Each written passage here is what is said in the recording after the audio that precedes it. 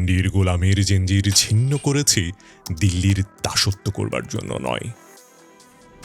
ভারতীয় আধিপত্যের প্রশ্নে মজলুম জননেতা মৌলানা আব্দুল হামিদ খান ভাসানীর সেই বিখ্যাত উক্তি, জুলাই বিপ্লব পরবর্তী সময়ে বাংলাদেশের স্বাধীনতা যখন আবারও হুমকির মুখে, যখন সার্বভৌমত্বের বুকে আবার সেই বন্ধুরূপী শকুনের হানা দেবার পায়চারা চলছে জোৎসাহে, তখন ছাত্র জনতা থেকে শুরু করে ডান বাম, বিএনপি, জামাত, গণসংহতি, হেফাজত কিংবা জাসদ, এমনকি জগন্নাথ হলের হিন্দু শিক্ষার্থী, সবার কণ্ঠে প্রতিধ্বনিত হচ্ছে মাওলানার সেই স্লোগান, পিণ্ডির গোলামির জিঞ্জির ছিন্ন করেছি দিল্লির দাসত্ব করবার জন্য নয়।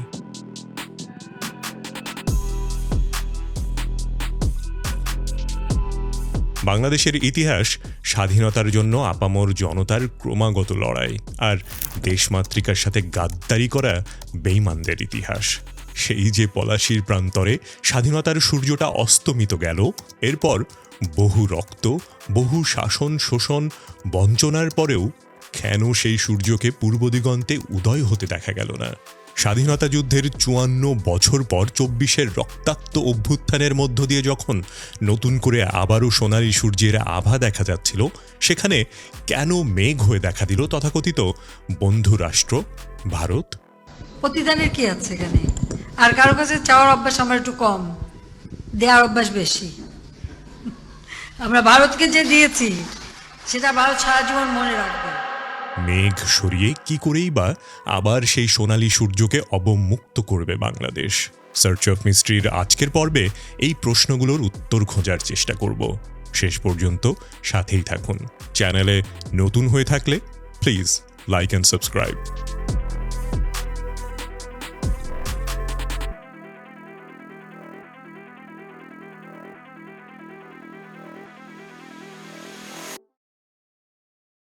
মনসুন রেভলিউশন, জেনজি রেভলিউশন কিংবা জুলাই বিপ্লব, যে নামেই ডাকা হোক, 2024-এর জুলাই বাংলাদেশ নামক জনপদের মানুষকে দাঁড় করিয়ে দিয়েছে ইতিহাসের এক মহাসন্ধিক্ষণে। 18 বছর ধরে বাংলাদেশের ঘাড়ে সিন্দাবাদের ভূতের মতো জেঁকে বসা সাম্রাজ্যবাদী শক্তির গোলাম শেখ হাসিনাকে উৎখাতের পর বাংলাদেশ মুখোমুখি আরও বৃহত্তর দৈত্য, মোদির হিন্দুত্ববাদী ভারত। শুরুটা হলো তথ্য সন্ত্রাসের মাধ্যমে, বিশ্বের সামনে বাংলাদেশকে একটি মৌলবাদী রাষ্ট্র প্রমাণের মধ্য দিয়ে। বলা বাহুল্য, দিল্লির দাসী হাসিনার উপরে ভারতের বিশাল ইনভেস্টমেন্ট ছিল, তাই বাংলাদেশে ভারতের প্রক্সি সরকারের পতনকে ভারত সরকার নিজেদের পতন হিসেবে ধরে নিয়ে প্রতিশোধ পরায়ণ হতে থাকে বাংলাদেশের প্রতি। ট্রাম্প কার্ড হিসেবে খেলা হয় হিন্দু নির্যাতনের কার্ড। 5ই আগস্ট শেখ হাসিনা পালিয়ে যাবার পর আওয়ামী লীগের নেতাকর্মী যারা আন্দোলনের বিরুদ্ধে অবস্থান নিয়ে শিক্ষার্থী নির্যাতন ও হত্যায় অংশ নিয়েছিল, তাদের উপর বিভিন্ন জায়গায় ক্ষুব্ধ জনতা হামলা চালায়। এর মধ্যে আওয়ামী লীগের কিছু হিন্দু নেতাকর্মীও ছিল, কিন্তু ভারতীয় গদি মিডিয়া সেটাকে ফুলিয়ে ফাঁপিয়ে সাম্প্রদায়িক দাঙ্গা ও হিন্দু গণহত্যা হিসেবে প্রচার করতে থাকে।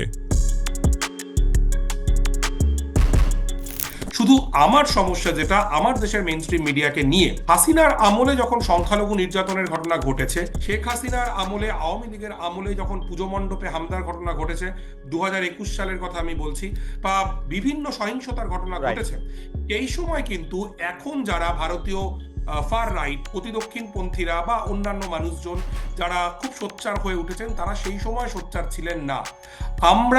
আমরা যারা ভারতবর্ষের মাটিতে দাঁড়িয়ে অসাম্প্রদায়িকতার পক্ষে, বিভাজনের বিরুদ্ধে, এটা আমাদের যন্ত্রণার জায়গা।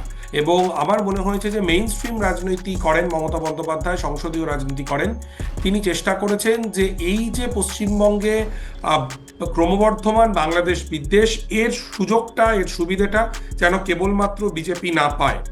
সার্বিকভাবে মুসলমান বিদ্বেষ কিন্তু একটা ব্যাপক তীব্র চেহারা নিয়েছে, এটা পশ্চিমবঙ্গেও নিয়েছে, এটা খুব দুঃখজনকভাবে। হিন্দু বৌদ্ধ খ্রিস্টান ঐক্য পরিষদ নামের একটি সংস্থা একটি প্রতিবেদন প্রকাশ করে হিন্দুদের উপরে সাম্প্রদায়িক সহিংসতার বিবরণ তুলে ধরে। এই প্রতিবেদনের বরাত দিয়েই রয়টার্স, আল জাজিরার মতন আন্তর্জাতিক মিডিয়াগুলো হিন্দু নির্যাতনের 133টি প্রতিবেদন প্রকাশ করে এবং টুইটারে 1,10,00,000 টুইটের সোর্স হিসেবে হিন্দু বৌদ্ধ খ্রিস্টান ঐক্য পরিষদের এই প্রতিবেদনকেই উল্লেখ করা হয়। সেই প্রতিবেদনে তারা 9 জন হিন্দু নিহত হবার খবর প্রকাশ করে, কিন্তু নেত্র নিউজের এক প্রতিবেদনে দেখানো হয় এই মৃত্যুর ঘটনাগুলোর নেপথ্যে সাম্প্রদায়িক বা ধর্মীয় অভিসন্ধি থাকার কোনো স্পষ্ট লক্ষণ নেই। বরং 9 জনের মধ্যে 7 জনই রাজনৈতিক সহিংসতা, গণসহিংসতা এবং বৈষয়িক অপরাধমূলক হত্যাকাণ্ডের শিকার হয়েছেন। নেত্র নিউজের রিপোর্টে বলা হয়েছে, রংপুরে আওয়ামী লীগের কাউন্সিলর হারাধন হারার হত্যাকাণ্ড ও আন্দোলন করতে গিয়ে আওয়ামী লীগের গুলিতে নিহত বিএনপি কর্মী রিপন চন্দ্রশীলকেও সাম্প্রদায়িক হামলায় নিহত বলে দেখানো হয়। এতেই ক্ষান্ত হয়নি বাংলাদেশের স্বাধীনতাকে অস্বীকারী ভারত ও তার এদেশীয় দোসররা। পতিত স্বৈরাচারের সহযোগী ও ভারতীয় গোয়েন্দা সংস্থার যোগসাজশে দুর্গাপূজার সময় নতুন করে বাংলাদেশে সাম্প্রদায়িক দাঙ্গা সৃষ্টি করার পরিকল্পনা করা হয়। কিন্তু যাদের মৌলবাদী বলে এতদিন কোণঠাসা করে রাখা হয়েছিল, তারাই রাত জেগে মন্দির পাহারায় লেগে যায়। রুখে দেয়া হয় বাংলাদেশের সাম্প্রদায়িক সম্প্রীতি নষ্টের নীল নকশা। এরপর হিন্দু অধিকারের ধুয়ো তুলে মিথ্যা তথ্য সামাজিক যোগাযোগ মাধ্যম ও আন্তর্জাতিক মিডিয়ার সামনে এনে বাংলাদেশের সংখ্যালঘুরা অনিরাপদ এমন একটা বয়ান তৈরির প্রচেষ্টা চলতে থাকে এবং সেই বয়ান সামনে রেখে বাংলাদেশে ভারতীয় স্বার্থ সংরক্ষণকারী প্রতিষ্ঠান ইসকন, হিন্দু বৌদ্ধ খ্রিস্টান ঐক্য পরিষদ এবং হিন্দু জাগরণ মঞ্চ 8 দফা দাবি নিয়ে দেশকে আরও অস্থিতিশীল পরিস্থিতিতে ফেলার চেষ্টা চালাতে থাকে।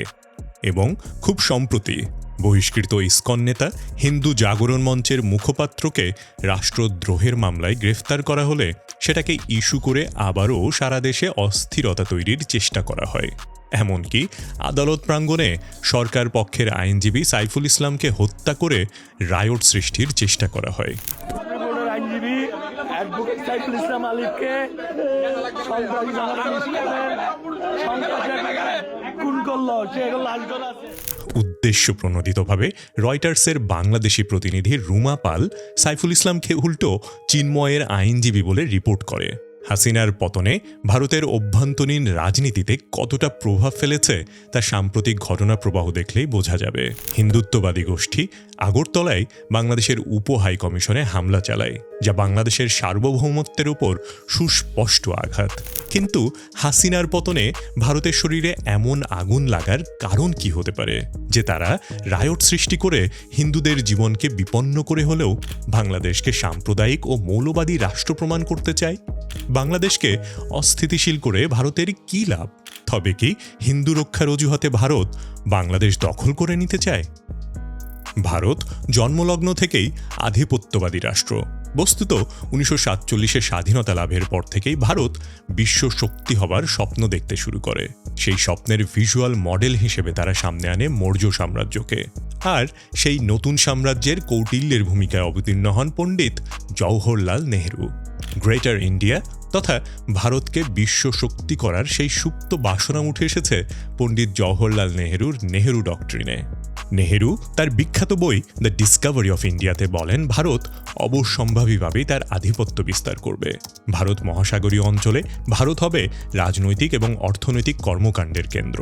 ছোট জাতিরাষ্ট্রগুলো সাংস্কৃতিকভাবে স্বায়ত্তশাসিত অঞ্চল হিসেবে থাকবে, কিন্তু রাজনৈতিকভাবে স্বাধীন থাকবে না। সাম্রাজ্যবাদী ভারতের মুখোশ খসে পড়ে তার জন্মের মাত্র 1 বছরের মাথায়। আজকের দিনে ভারতের অংশ হায়দ্রাবাদ মুঘল সম্রাট আওরঙ্গজেবের মৃত্যুর পর স্বাধীনতা ঘোষণা করে। পরবর্তীতে ব্রিটিশ শাসনামলে চলে আসে। যখন ব্রিটিশ সরকার উপমহাদেশ থেকে তল্পিতল্পা গুছানো শুরু করলো, তখন তারা এই অঞ্চলগুলোকে স্বাধীনতা দেবার ঘোষণা করল। 1935 সালে গভর্নমেন্ট অফ ইন্ডিয়া অ্যাক্টে হায়দ্রাবাদকে স্বাধীন রাষ্ট্রের মর্যাদা দান করা হয়েছিল। ভারত বিভাগের পর স্বাধীন রাষ্ট্র হিসেবেই থাকতে চেয়েছিল চারদিক থেকে ভারত ঘেরা ল্যান্ড লকড এই ভূখণ্ড। কিন্তু স্বাধীন হায়দ্রাবাদ ভূখণ্ডের দিকে সাম্রাজ্যবাদী ভারতের লোলুপ দৃষ্টি পড়ে যায়। তারই অংশ হিসেবে 1947 সালের 15ই আগস্ট স্বাধীনতা পাবার পর থেকে নভেম্বর মাস পর্যন্ত ভারত হায়দ্রাবাদে নানা রকম অস্থিতিশীল পরিস্থিতি সৃষ্টির অপচেষ্টা চালাতে থাকে। রামানন্দ তীর্থ নামক হিন্দু নেতার নেতৃত্বে উস্কে দেওয়া হয় সাম্প্রতিক দাঙ্গা। তৎকালীন হায়দ্রাবাদ সরকার কঠোর হস্তে উদ্ভূত পরিস্থিতি মোকাবেলা করা শুরু করলে রামানন্দ তীর্থ ভারতে পালিয়ে যায় এবং ভারত সরকারের সাথে মিলিত হয়ে হিন্দু রক্ষার নাম করে হায়দ্রাবাদ দখলের নীল নকশা প্রস্তুত করতে থাকে। ভারতের প্ররোচনা ও সহযোগিতায় শুরু হয় কুখ্যাত তেলেঙ্গানা বিদ্রোহ। 1948 সালের জুলাই মাসে জওহরলাল নেহেরু ঘোষণা করলেন, যখন প্রয়োজন মনে করব তখনই হায়দ্রাবাদের বিরুদ্ধে সেনা অভিযান শুরু করা হবে। 1948 সালের 13 সেপ্টেম্বর ভারতীয় বাহিনী অপারেশন পোলো নামে হায়দ্রাবাদে অভিযান শুরু করে। 1948 সালের 18 সেপ্টেম্বর হায়দ্রাবাদ বাহিনীর প্রধান সেনাপতি আল ইদ্রুস রাজধানী হায়দ্রাবাদের বাইরে গিয়ে ভারতীয় সেনাপ্রধান মেজর জেনারেল জে.এন. চৌধুরীর কাছে আত্মসমর্পণ করেন। 5ই অগস্ট হাসিনা সরকারের পতনের পর বাংলাদেশে ভারতের একচ্ছত্র আধিপত্য সজোরে ধাক্কা খায়। নিউজ পেপার, মিডিয়া এবং পোষা বুদ্ধিজীবীদের দ্বারা তৈরি বয়ান এবং ডিপ স্টেটে থাকা তাবেদারকে দিয়ে সেই বয়ানের বাস্তবায়ন এবং ইম্পোজিশন সম্পন্ন করতে বহুদিন অপেক্ষা করতে হয়েছিল ভারতকে। শেখ হাসিনার চতুর্থ মেয়াদে রেল ট্রানজিট চুক্তি এবং মংলা বন্দর পরিচালনার দায়িত্ব লাভের মধ্য দিয়েই সেই অপেক্ষার ফল তোলা শুরু করেছিল ভারত। কিন্তু তাতে বাঁধ সাধে জুলাইয়ের ছাত্র আন্দোলন।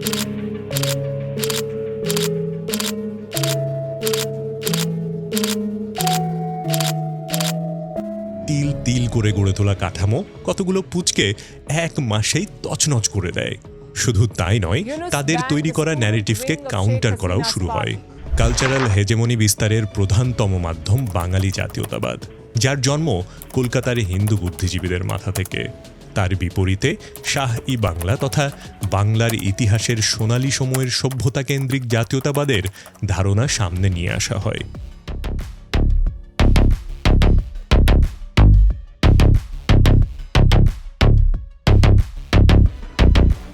তরুণ প্রজন্মের সামনে যেই মডিফাইড হিস্ট্রি এতদিন তুলে ধরা হয়েছিল তা নাকচ করা শুরু হয়। এমন পরিস্থিতিতে অর্ধ শতাব্দীর চেষ্টায় বাঙালিত্ব বনাম মুসলমানিত্ব, স্বাধীনতা বনাম ইসলামের যেই গুটি সাজানো হয়েছিল তা এক মাসেই এলোমেলো হয়ে যায়। ভারত খুব ভালো করেই বুঝতে পারে তারা যেই উদ্দেশ্য নিয়ে বাংলাদেশ তৈরিতে ভূমিকা রেখেছিল সে বাংলাদেশ সেই অবস্থা থেকে অবধারিতভাবেই সরে দাঁড়াবে। যে স্পিরিট নিয়ে জুলাই অভ্যুত্থান সংগঠিত হয়েছে সেই স্পিরিট যদি অটুট থাকে তবে বাংলাদেশ তার শিরদাঁড়া উঁচিয়ে ভারতের চোখে চোখ রেখে কথা বলবেই।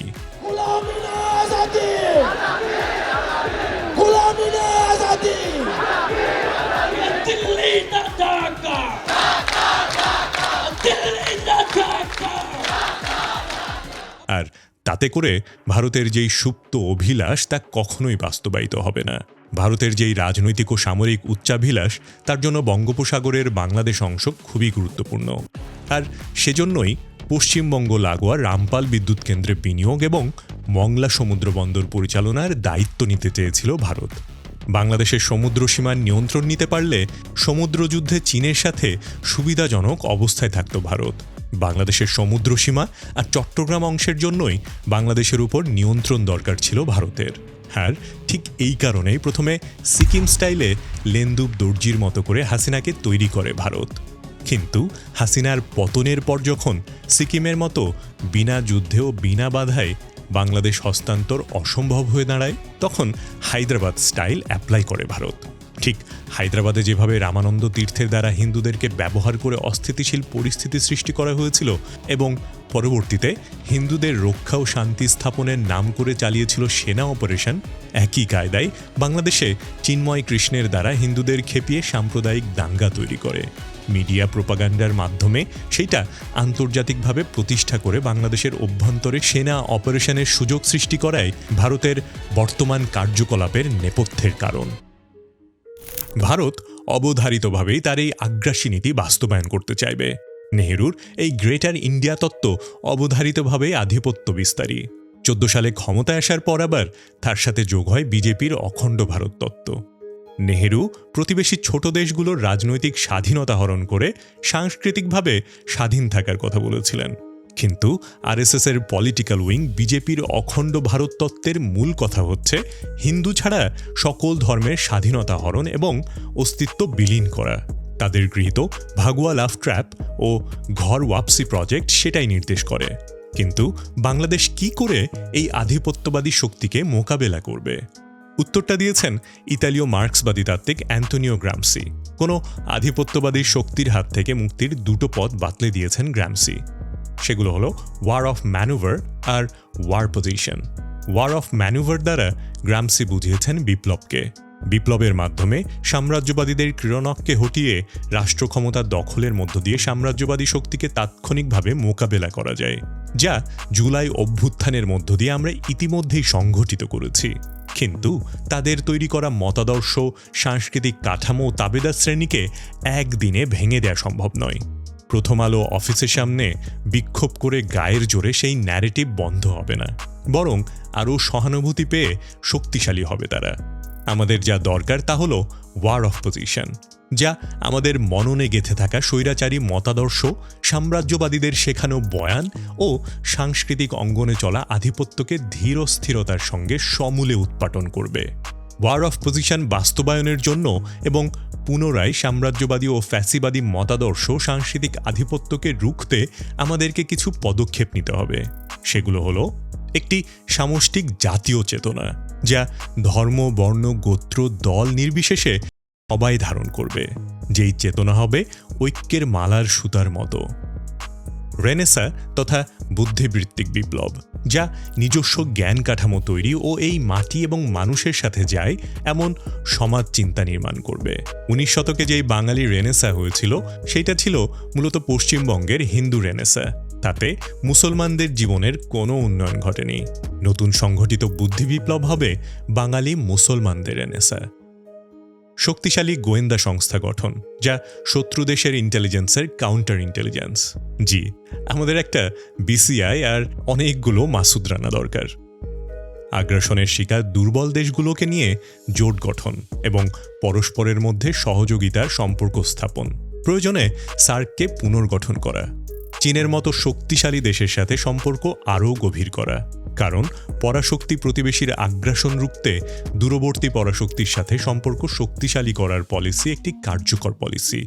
কিউবার রুশ বলয়ে যাওয়া কিংবা জাপান, সাউথ কোরিয়া এবং তাইওয়ানের মার্কিন বলয়ে থাকা তাই প্রমাণ করে।